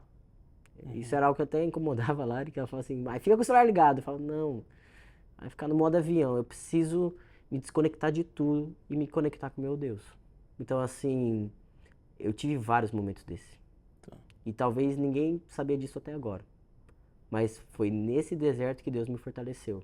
Que, tipo assim, no momento que eu não tinha mais como ir, Deus veio e me carregou. Mas esse deserto é um deserto emocional, existencial ou espiritual? Isso não ficou muito claro para mim. Tá. Talvez espiritual. Tá. Então, lutas internas contra mim mesmo, contra a minha natureza. Eu acho que o desafio do pastor maior é ele pastorear a si mesmo. Então, assim, o seu coração é sujo. E então, esse deserto vinha muito assim, Deus, som da minha motivação. Legal. Entende? Som do meu coração, porque eu acho que eu estou fazendo certo, mas não sei se é com a motivação correta. Tenho dúvidas, né? E muitas vezes os salmos de Davi, Salmo 32, Salmo 51, cara, era a minha oração. Que coisa, Uma né? das coisas que eu mais Como orava, Deus assim... cuida das coisas desde sempre, né? Exato. Porque a gente tá falando lá de antes de Cristo, né? E Deus cuida das coisas. Exato. E aí, acho que é o verso 12 do Salmo 51 que fala, né? Torna-me a dar-me alegria da tua salvação. Tipo, Deus me lembra que a maior bênção que eu tenho é ser salvo. Porque, Tiagão, muitas vezes, assim, pra mim, era uma crise, e aí talvez um pouco existencial agora, entre o ser e o fazer. Tá. Eu sou pastor, mas, cara, eu sou filho amado de Deus. E nesses momentos de deserto, Deus me trazia, e um dia foi assim, eu estava no meu momento devocional e estava lendo as escrituras e estava bem na passagem que o céu se abre, né? Jesus vai se batizar, este é meu filho amado. No momento que eu ouvi isso da parte de Deus, eu falei assim, lembrei quem eu sou. Legal. Eu não sou pastor, eu não sou filho do pastor, eu não sou os rótulos que as pessoas me dão. Eu sou, em primeiro lugar, a despeito de tudo isso, filho amado de Deus. Esse Deus é quem me sustenta. Porque às vezes a gente se perde, né? Em tantos afazeres, mas quem que eu sou? No fim do dia, de que valeu tudo isso? Então, nesse momento é mais existencial. E eu acho, Tiagão, que eu passei também pelo emocional também. É mesmo? Sim, de momentos assim de crises de choro, momentos de crise de raiva, de momentos onde as emoções elas queriam tomar conta. Tá. E eu precisava tratar do espiritual. Aí o existencial estava bem tratado, eu sabia quem eu era, mas emocionalmente o cansaço, sobrecarga, estava pesando. E aí eu estava precisando, assim, naquele momento, como Paulo diz para Timóteo, cuida de ti mesmo e da doutrina. Mas cuida de ti mesmo, né? Então, eu acho que na minha vida eu passei por esses três que você colocou, cara. Interessante. Não sei se eu sou muito problemático. Que bom. Acho que a grande pergunta é quem é que não é problemático. Pois é. Então, E francamente, eu acho que quando a gente fala, se me permite uma opinião pessoal, né? Quando a gente fala do ser humano, o muito não cabe. Sim. O ser humano é problemático, ponto. Não tem muito problema. Ah, mas fulano é mais... Não, eu conheço uma pessoa que ela é muito problemática. Aham. Mas tem alguém que é mais que ela. E o fato é que as pessoas que são muito problemáticas no nosso ponto de vista, é porque elas são problemáticas em pontos diferentes do que a gente é. Sim. Porque se aquela mesma pessoa olhar pra gente, talvez ela veja uma pessoa também muito problemática. Porque aonde ela não é problemática, é onde eu sou e vice-versa. E aí Sim. a hora que eu olho pro grupo de pessoas... Quando Jesus, eu costumo dizer, qual foi a primeira igreja cristã da história da humanidade? Né? Os discípulos. E quando Jesus escolheu os discípulos, ele escolheu esses caras, um tão diferente do outro. Os E problemáticos. todos eles eram mega problemáticos. E eles são a personificação da igreja de Cristo. Uhum. Né? Então é quem a gente é como igreja. Não importa se em Nova Odessa, não importa se é americana, não importa se em Campinas, e não importa nem a cor da parede, nem a placa que está escrito, porque agora a gente tem uma placa, né? Boa. Mas não importa o que está escrito na placa. Né? E isso nos nivela, né? Porque assim, quando a gente olha para a Escritura, todos pecaram. E estão afastados, longe, destituídos da glória de Deus.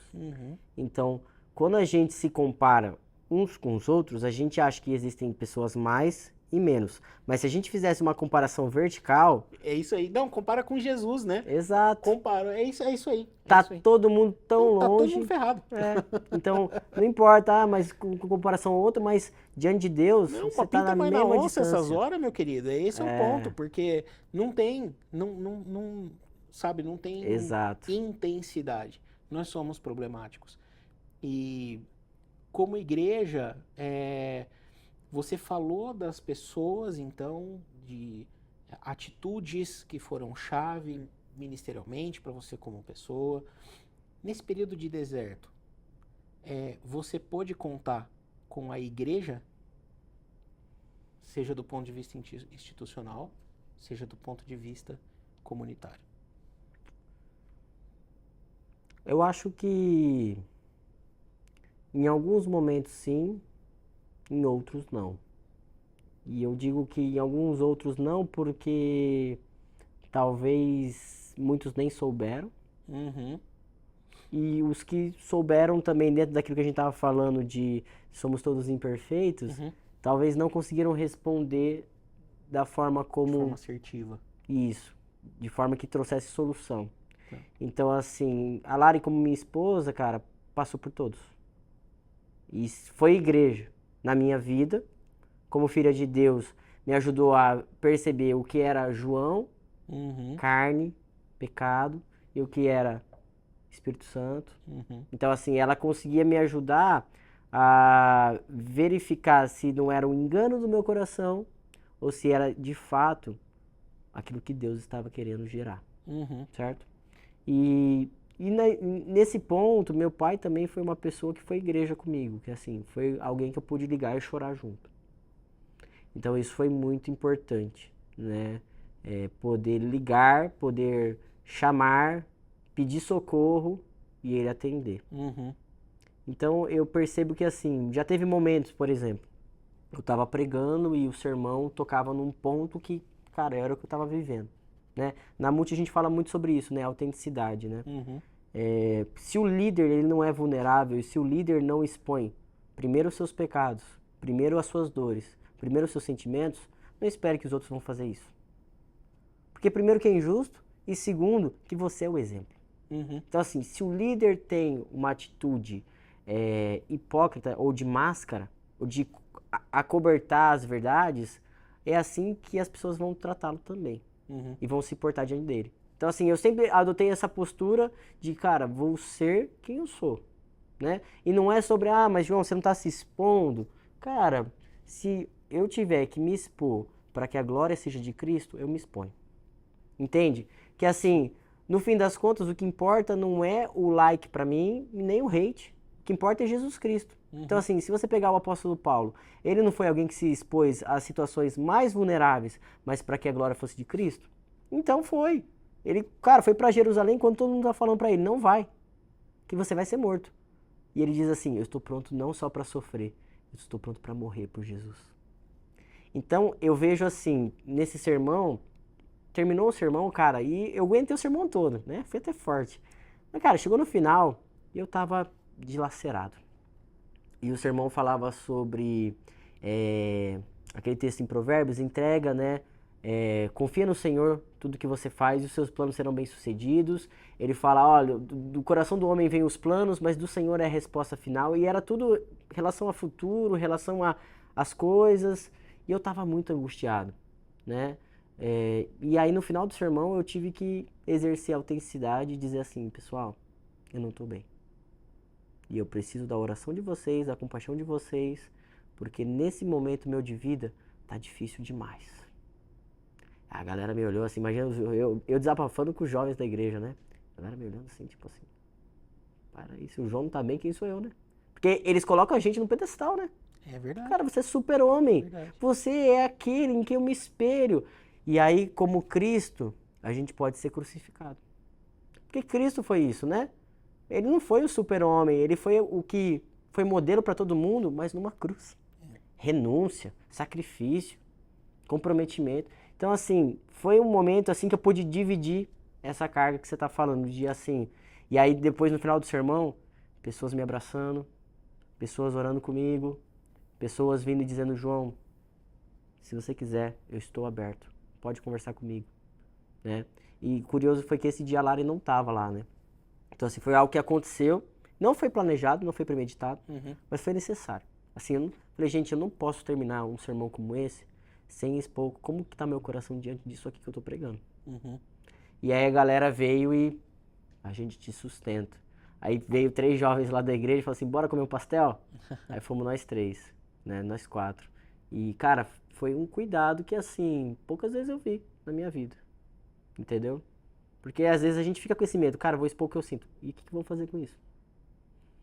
Mas é como eu falei, tem hora que a gente precisa se expor, se essa exposição, ela vai trazer glória para Cristo.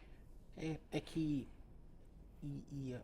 eu não me lembro se já em algum episódio conversando com alguém eu falei sobre isso, mas a gente fala na igreja de autenticidade. É um termo que a gente usa muito. Então, E que a tem gente fala, que acha que é banal, né? Ou tipo assim, o slogan de lacração, né? viver e compartilhar a fé em Jesus de maneira autêntica. E a autenticidade, ela não é apenas sinceridade. Boa. Ela pode incluir sinceridade. Mas autenticidade é só uma palavra diferente que a gente usa para confissão. Sim. O nosso ambiente, o ambiente de autenticidade, o ambiente autêntico, é um ambiente que é confessional. É onde as pessoas podem ser quem elas são, sem um medo de julgamento, sem um medo de que eu estou em frente a uma bancada de juízes, então eu posso ser transparente. Isso inclui sinceridade, mas é confissão. Então é bem além da sinceridade. E não tem nada a ver com sincericídio também, né? Exato, né? Ou com exposição irresponsável, né? Perfeito, que também. Perfeito. Ah, você é autêntico, então doa quem doer, tô sendo eu e me engula. Não é isso, né? Excelente, é isso mesmo. E talvez a gente venha de um histórico ou de um contexto eclesiástico em que a autenticidade ela é muito estimulada para a igreja, pouquíssimo estimulada para o pastor, justamente porque o pastor é colocado num pedestal. E às vezes o pedestal é uma posição super confortável. O pedestal ele é incrível para muitas situações. Então, eu queria, eu não tenho muito hábito de fazer isso, mas eu queria falar diretamente com você que está ouvindo a gente ou que está assistindo a gente. A história que o pastor está contando, e parte da história dele, fala sobre desconforto, a zona de desconforto. E eu quero ainda falar sobre a plantação e sobre a multi, sobre essa decisão. Mas eu quero falar diretamente para você que está ouvindo a gente e ou que está assistindo sobre a zona de conforto. Não quer dizer que a zona de conforto eu não acho que ela é um problema, tá? eu não vejo ela como um problema, francamente. Por vezes você faz coisas e você faz isso muito bem, e você não precisa necessariamente se arriscar ou se colocar numa situação de tentar fazer coisas que talvez você nem tenha talento para, né? Em nome de sair da zona de conforto. Acho que não é isso, isso é irresponsabilidade. Mas a gente precisa o tempo todo observar, e principalmente a figura pastoral, porque às vezes ela é colocada nesse pedestal, ela é vista como super-homem, como referência, e isso começa a ficar confortável. Essa posição começa a ficar confortável. E aí o que acontece? Quando o ser humano que não é super-homem aparece, aí o pedestal é alto. E aí o tombo é grande. Então, quantas histórias a gente lamenta de ouvir de pastores que ocupavam um lugar no pedestal e que quando o ser humano que tem ali dentro apareceu publicamente, o tombo é público e isso impacta toda a igreja, toda a comunidade. Afeta a vida de outros pastores, escandaliza, quer dizer, do ponto de vista, e eu vou usar a palavra no seu significado real, são quantas pessoas que olhavam para aquela pessoa como referência e aí esse cara cai, leva um tombo daquele pedestal, descobre-se que ele não é o super-homem e essa pessoa perde sua referência de fé. E ela passa a questionar a própria fé, escandalizar nesse sentido, de a pessoa passar a questionar a própria fé porque ela viu o ser humano aparecer. E no fim do dia, eu, você, a Lari ali, todo mundo, a gente é ser humano. Sim. E a gente tá fadado ao inferno, à condenação. Esse é o Exato. fato, é isso que a gente merece. Exato. Bom, eu só quis fazer essa observação, eu julguei que seria muito importante, mas eu quero falar sobre essa ida para Multi. Então, e que me parece mais uma mudança, mais um sair ali de zona de conforto ou de algo que, pera aqui, cara, tá funcionando, tá indo, mas, cara, tem um desafio lá. E eu acho que você não vai mencionar isso, mas eu quero mencionar isso, que você é um pastor voluntário. Sim. Diga-se de passagem. Então, eu quero mencionar isso, mas eu quero... Aliás, sua camiseta do batismo, né? Mas que eu uso pro voluntário também, né? Isso, é isso mesmo. E eu queria ouvir como foi esse processo de decisão. Então, estou aqui num contexto e, de certa forma, confortável, né? Até certo ponto, mas estou indo, então, para aquilo. Deus me chamou para estar lá. Como é que foi esse processo para você? Legal. Nisso a gente passou por aquela pandemia, né, até o início ali de 22, que aí começou a vacinação e a coisa começou a dar uma acalmada, né? E a igreja que vinha numa crescente teve um boom. Então, assim, não foi exponencial, mas para nossa realidade, aqueles 30 que eu falei no começo que eram 60, já estavam se tornando 150 para 200. Uau! Então, assim, a coisa cresceu muito. Exato. E a igreja estava se tornando ali, na região dela, uma referência daquilo que ela estava desenvolvendo, da pregação bíblica, do trabalho que estava sendo realizado ali e tudo mais. Nesse período, a gente começou a olhar e pensar assim, o que a gente tinha para fazer aqui? Deus nos trouxe para cá para quê? Trabalhar com a nova geração. Nesse processo eu estava como pastor de jovens, né, e adolescentes, só que tinha uma demanda de pré-adolescentes que eu também assumi. Até pelo entendimento que, assim, é a categoria de base, né? Então, assim, os pré-adolescentes vão chegar a ser adolescentes um dia. Acompanhá-los nesse processo vai ser importante.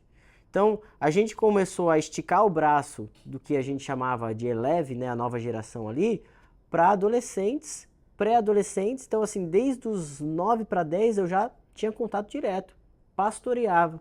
E ia guiando agora com um time mais robusto, líderes, voluntários, para se engajarem. Então, qual que era a nossa filosofia ali? Os mais velhos cuidam dos mais novos. Não é só ser influência. Não é só... Porque geralmente o que acontece é o desdenho, né? Eu sou mais velho.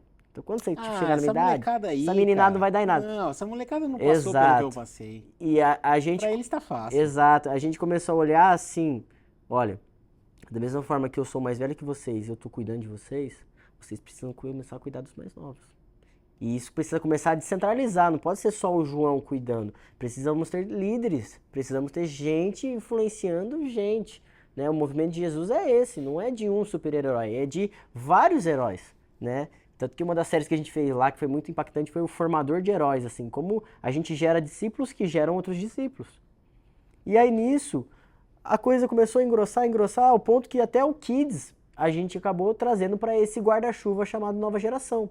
Então assim, pensa que oportunidade da criança ali de 3 anos até 24, eu estava acompanhando o processo. E eu estava influenciando o que ela via, o que ela estudava, o que ela aprendia. Estava organizando, sabe? Trazendo lógica para a coisa. E percebendo que assim, todos estão inclusos numa missão que a gente tinha, que é levar jovens e adolescentes a um relacionamento profundo com Jesus. Só que essa profundidade, ela chegou aos pré-adolescentes, ela chegou ao Kids. E aí a gente olhou para tudo isso que a gente estava fazendo e estava acontecendo e a coisa mobilizando. Pensamos, fizemos. Porque eram conversas que a gente tinha, tipo, há 3, 4 anos antes.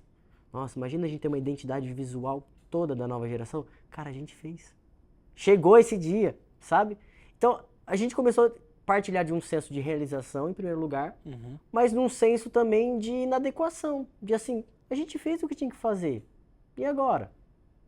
E aí, nesse processo, a gente já estava há 7 anos, em decorrência do árduo trabalho, das muitas obrigações, do crescimento da igreja. Eu estava, na época, parcialmente na igreja, então tinha um trabalho secular meio período. Eu sou formado em educação física, então dava aulas de natação, trabalhava na igreja, a coisa foi crescendo, eram 4, 5, agora viraram 20, 30, 50. Chegou o momento que faltou fôlego. E aí, dentro daquilo que eu já tinha comentado, crise emocional. Foi nesse momento que eu senti as emoções aflorando, mas por um estresse e um cansaço, mentalmente. Cara, eu podia dormir 2 dias seguidos. Eu não conseguia descansar. Descansa. Entendeu? E aí eu comecei a ficar preocupado. Porque aí foi nessa época que aí eu acabei tendo esse momento de confissão com os jovens. Falei, cara, eu não tô bem. Não tô legal. Nisso, até uma igreja em Mogi Guaçu, a gente tá em Mogi Mirim, né? Mogi Guaçu do lado, veio e trouxe uma proposta dizendo, olha, venham pra cá, tipo assim, meio que apontando para um novo ciclo. E a gente olhou e falou assim, é Deus? Mas eu fui sincero com o pastor, falei assim, eu não tô bem, eu, João, emocionalmente, eu preciso resolver coisas aqui. Eu não acho que pular do trampolim vai resolver. E vai ser injusto com a igreja que está esperando alguém para vir e fazer as coisas. Então a gente declinou esse convite, entendemos que não era o momento, não era a hora. Só que esse senso de inadequação continuou latente. Estamos aqui, estamos felizes, as coisas estão acontecendo, está todo mundo falando bem do negócio, está acontecendo, está fazendo, está funcionando, né? A gente semeou com lágrima, estamos colhendo com grito de alegria. Mas, e agora? Então, uniu essas duas coisas, a sensação de um fim de ciclo para a necessidade de cuidar emocionalmente, espiritualmente também, da minha própria vida. Eu estava exausto. E eu não tive problema de reconhecer isso. Tanto que no momento que eu deixei a igreja, a gente fez uma carta e dentro da carta eu coloquei bem claro isso. Eu não estou bem. Eu continuar na igreja vai ser um grande mal para a igreja. Então foi um momento também de vulnerabilidade e de esvaziamento. Cara, vou abrir mão de tudo isso aqui. Porque eu não estou conseguindo gerenciar emocionalmente isso aqui, com tudo que está acontecendo, com as demandas que cresceram, com o cansaço que vem decorrente do trabalho. E aí nisso também, emocionalmente, a Lara e eu, a gente estava num processo de tentar engravidar, as coisas não estavam acontecendo. Então foi um turbilhão de coisas. Vai juntando, né? E vai juntando e você vai começando a perceber que uma coisa está relacionada à outra. E foi um momento que a gente teve que tomar uma decisão. Que foi assim, ou nós, ou a minha família, ou a igreja. Porque nisso eu já estava tendo algumas crises relacionadas à ira, relacionadas à ansiedade. Cara, não estava fazendo bem. Então, assim, eu volto para as escrituras de novo, né? O servo de Deus, ele precisa ser perfeito? Não. Irrepreensível. E aí você tem marido de uma só mulher, domina bem a sua casa. Então, assim, no meu entendimento, família precede ministério. Ponto. Se eu não estou gerenciando bem a minha família, eu não sou apto para estar à frente da igreja. Porque o que eu sou na minha casa é o reflexo do que eu sou na igreja. Porque isso foi o que eu vi na minha família. Não é que o meu pai, ele era um bom pai, um bom pastor, quer dizer. Ele era um bom pai. E o fato dele ser um bom pai, o fato dele ser alguém que em casa exercia bem a autoridade, Fazia dele um bom qualificou para ser um bom pastor. Entendeu? É inversamente proporcional. A gente precisa olhar para isso. Então, foi um momento que a gente transicionou e falou assim, vamos fechar o ciclo. Quando a gente fechou, tinha essa igreja em Mogi Guaçu que tinha feito lá atrás, mas a gente não entendia que era lá, a gente não tinha clareza nisso. E aí apareceu um colégio em Mogi Mirim, do lado. Tipo assim, pô, Deus tá querendo alguma coisa nisso aí, né? Porque assim, o colégio veio com uma proposta, a ideia, como é um colégio cristão, é que hajam pessoas qualificadas tanto do ponto de vista profissional, mas do ponto de vista espiritual também. E aí eu fui indicado por um amigo de seminário, a Lari, pedagoga, nunca tinha exercido a profissão. Eu, pastor, professor de educação física, nunca tinha trabalhado em escola. E a galera achou que a gente ia dar conta. E aí a gente falou, bora! Porque na nossa cabeça, Tiagão, era tipo assim, é nova geração. Tudo que a gente fez na igreja, a gente fez num campo, num nicho. Mas agora no colégio, Deus está gerando novas oportunidades para a gente fazer as mesmas coisas.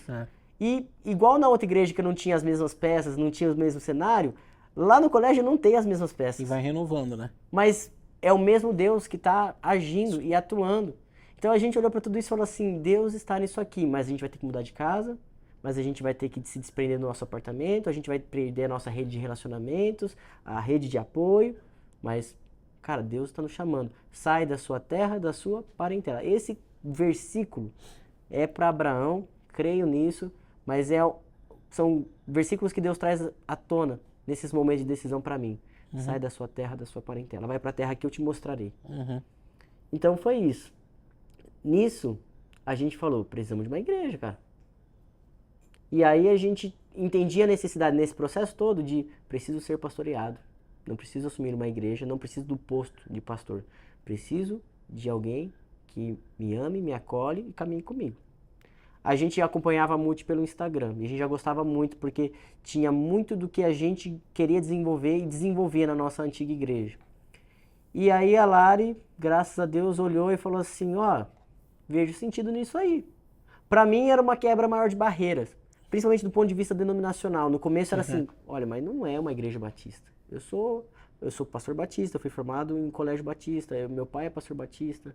Então assim, eu gostava, mas não me via pertencendo. E foi um momento assim, que aí Deus usou a Lari pra, não, mas vamos olhar, vamos ver, vamos lá um dia. No dia que a gente queria ir não tinha celebração, era o GP. Tá. E aí a gente foi. Só que nisso tinha uma conexão também, que aí é interessante também, meu pai de novo no rolê, né? Porque na outra igreja ele apareceu lá, nem tinha parado pra pensar nisso, mas agora faz sentido.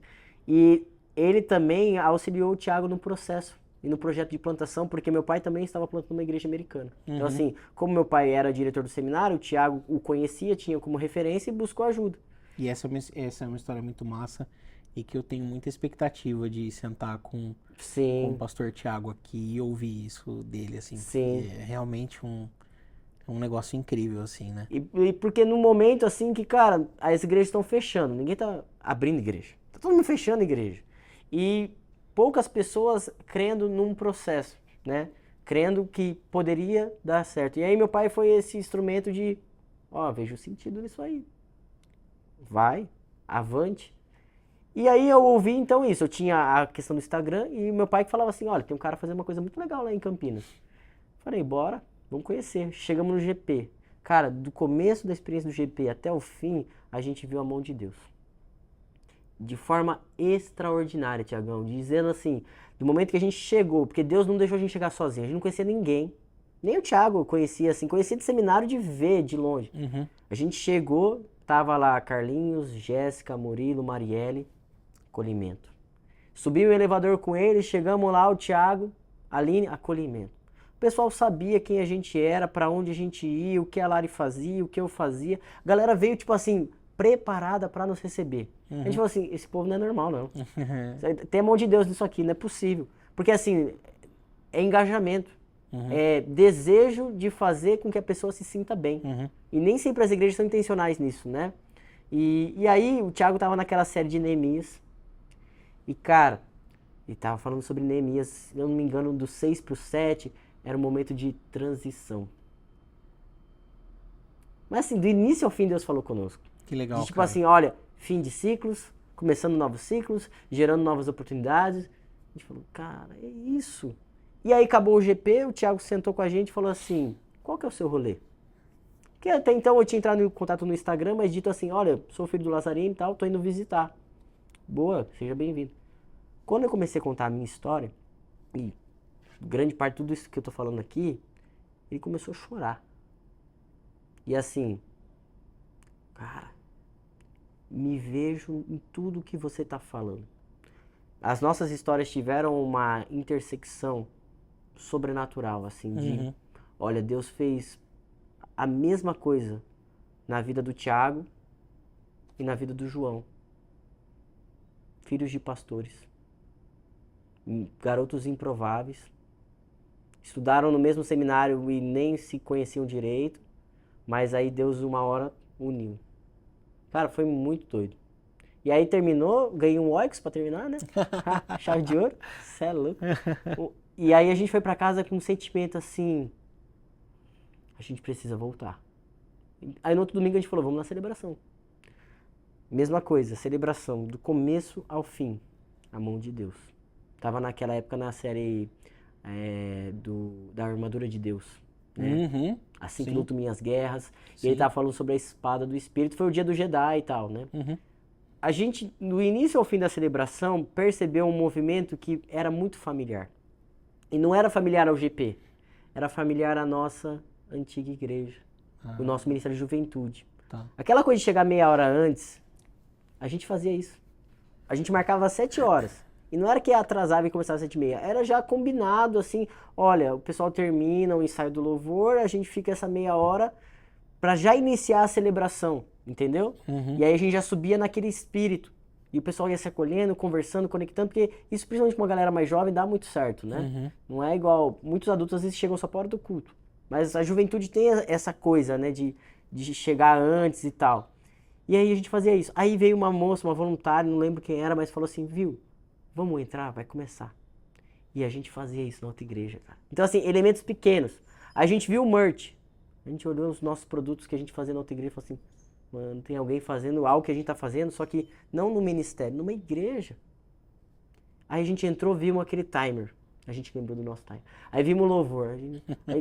Tudo era muito familiar, mas numa outra escala. Perfeito. E aí quando a gente sentou e ouviu o sermão do Thiago presencial, porque a gente já tinha ouvido online, né? Online, outros, né, que ele já tinha deixado lá gravado e tudo mais. Foi muito impactante. Foi tipo assim, como alguém consegue pregar a palavra de Deus com tamanha paixão, com tamanha relevância, com tamanha ousadia, sem ficar dando voltinha em questões secundárias, mas indo direto no texto. E assim, sem perder tempo, sem ficar com frase de efeito, apelando pro emocional, pregando a palavra de forma autêntica. Perfeito. Eu olhei e falei assim, cara, eu quero ser esse tipo de pregador. Não sei se eu sou, mas eu gostaria de ser. Alguém que pregasse com tanta paixão que as pessoas pudessem ver Cristo ali encarnado, naquele sermão. Falei, tem que ser dessa igreja. Só que aí foi um processo, porque aí a gente precisava entender assim, olha, eu preciso ser pastoreado, mas eu não posso negar que Deus tem uma vocação para minha vida. Então assim, a Multi está aberta a ter outros pastores, como que a Multi vê isso? E aí foram conversas que a gente foi tendo de forma impessoal, informal. Também tinha a questão de que a gente estava decidindo ir para Mogi, então assim, a gente precisava primeiro alinhar uma coisa para depois alinhar outra, mas Deus foi dando graça, ao ponto de que a gente chegou à conclusão assim, a gente já tem a nossa igreja. Ela está a 40 minutos de distância? Está, mas é a nossa igreja. E a gente foi chamado para viver e compartilhar, a gente foi chamado para amar essa igreja, amar essa comunidade e servir. E a questão financeira é um detalhe, que o Deus que é dono do ouro e da prata, ele no tempo, ele pode resolver. Mas assim, pra gente, a gente estava em busca de uma visão. Eu não estava em busca de um trabalho ou de recurso. Eu e ela, a gente conversava assim, a gente precisa de uma visão que gere paixão no nosso coração. Que seja muito maior do que a gente possa fazer, mas que nos leve a depender desse Deus. E eu acho que a visão é isso. Quando a gente tem uma visão pequena, é porque ela está no nosso alcance. Quando a gente tem uma visão de Deus, essa visão nos humilha. Porque a gente não consegue fazer, cara. A gente não tem a capacidade. É igual o Neemias que olhou para tudo que estava à sua volta, teve uma visão de Deus e falou, eu vou chorar, jejuar, porque tudo que eu tô vendo é tão ruim.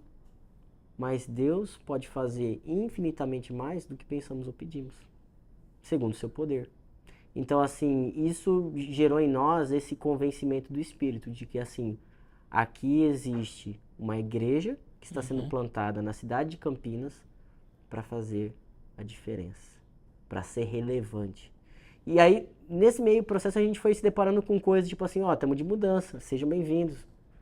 E a gente não sabia nada disso, né? Tanto que acho que a primeira vez que a gente foi, aquele vídeo da Casa Nova tinha acabado de ser postado, ia ser postado um outro, tava começando a se falar disso, né? Foi bem na época que a gente chegou.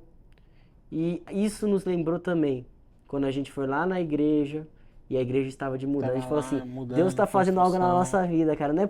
É muita coincidência. Né? Que doido. É muito doido. Mas assim, isso foi nos trazendo convencimento de que alguns desprendimentos tinham que ser feitos, e foram. Mas, como eu falei, às vezes a gente precisa perder algumas coisas para ganhar outras, né? E nem tudo que a gente perde no reino de Deus é uma perda. Porque muitas perdas são entregas. É esvaziamento, é renúncia. São coisas que a gente colocou como critério, né? E não necessariamente Deus tenha colocado isso como critério. Então, a gente, nesse processo, tentou olhar quais são os critérios de Deus. Não os nossos para uma igreja. Os critérios de Deus para uma igreja. E aí, a partir disso, a gente olhou e falou assim, a Multi se enquadra. Faz sentido isso aqui. Exato. E... faz quanto tempo que você tá lá com a gente? Agora tá dando... Faz um ano. Faz mais de um ano, né? Não, ainda não. Faz 8 meses. Então estamos beirando um ano aí. Estamos chegando em um ano. Como é que tá isso? Cara, Se você fosse me dizer assim, qual que é o maior... Tem vários desafios. Sei porque, inclusive, tô mergulhado no mesmo lugar, né? Mas qual que é o maior desafio para você, individualmente? Individualmente, eu acho que é, talvez do ponto de vista individual, fazer aquilo que Deus me pediu para fazer e não aquilo que eu quero fazer. E qual é a maior... O oposto de desafio seria qual é a maior facilidade. Mas não é isso que eu quero necessariamente perguntar. O que dá mais alegria? Cara, a alegria é de poder ver uma comunidade sendo formada a partir de pessoas improváveis. Tipo assim, gente que aos olhos da sociedade não são nada. E gente que não é melhor vista por ser alguma coisa aos olhos da sociedade. Então assim, quando eu chegar lá na Multi, o rico e o pobre são tudo a mesma coisa. Cara, isso é lindo. Quando a gente vê pessoas improváveis se unindo por causa de um santo nome chamado Jesus. Isso a gente olha e fala assim, isso é autenticidade. Isso é a verdade de Deus se fazendo presente na terra, né? Sim. Que é um reino de paz, alegria e justiça no Espírito Santo, que é gente de toda tribo, língua e nação, onde não há favoritismo, não há acepção, não há o melhor, o pior, todos somos um em Cristo. As pessoas que ouvem a nossa conversa, via de regra, são ou pastores, ou pessoas que estão envolvidas com a liderança, estão pensando em ser pastores. Tem um cara ou uma moça provavelmente ouvindo a gente nesse momento e que está pensando, será que isso que eu estou sentindo, que isso que eu estou vendo, que isso que eu tenho pensado, que essas coisas que estão acontecendo, é Deus me direcionando para um chamado ministerial? E aí, o que você tem para dizer para essas pessoas que estão nesse momento olhando para dentro de si, olhando para o seu contexto, tudo que está acontecendo e estão se questionando: será que Deus está me chamando? Boa. Muitas vezes jovens, muito Sim, provavelmente jovens aí, né? sim. Nova geração aí, né, sendo comissionada. Eu acho que o Deus que te chamou é o Deus que vai te sustentar. Então, creia no processo de Deus na sua vida. Porque eu não vou pintar aqui um quadro, como não pintei até agora, de que, pô, vai ser perfeito. Mas Deus, ele nos carrega quando a gente precisa. E você vai precisar muitas vezes. Então, se Deus está te chamando, creia no processo de que Deus vai te carregar no momento que você vai precisar. Ele vai te dar a mão. Ele vai te sustentar. E no fim, gente, não é sobre seguidores. A gente vive num tempo hoje, né, de mídias sociais, onde muitos olham para o cargo de liderança, de influência, simplesmente como um status, né? Não é sobre seguidores, não é sobre postagem no Insta, não é sobre os likes que você pode gerar. É sobre as vidas que serão impactadas. Então pensa só, a desobediência de Jonas levou muitos para o inferno. E a obediência dele a Deus e depois ele dar a volta, né, e ir de fato para Nínive, gerou o que naquela cidade? Transformação, arrependimento. Nem era o que ele queria. Mas o que eu quero dizer é assim, quando um homem e uma mulher dizem sim para Deus, quem ganha é o reino. Quem ganha são as vidas que serão alcançadas por meio da sua vida. Então, o meu desafio para você é olhar para isso como um grande privilégio. Talvez é o maior privilégio que eu tenho na minha vida. É Deus olhar para mim e dizer assim, você é um ministro, um colaborador, você é um servo. E aí talvez a frase que eu imagino que, poxa, se Deus me der essa graça, servo bom e fiel. Foste fiel no pouco, sobre muito te colocarei. Entra pro gozo do meu reino. Então, baita desafio, mas um privilégio.